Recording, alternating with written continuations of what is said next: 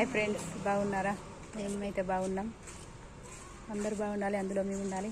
ఇప్పుడైతే ప్రస్తుతానికి నేను మా స్కూల్ దగ్గర ఉన్నా. నేను 10th వరకు చదువుకున్న హై స్కూల్ దగ్గర అయితే ఉన్నా ఫ్రెండ్స్. చూడండి మా హై స్కూల్ ఎంట్రీ ఇది. చూడండి ఫ్రెండ్స్, మొత్తం మారిపోయింది స్కూల్ అయితే.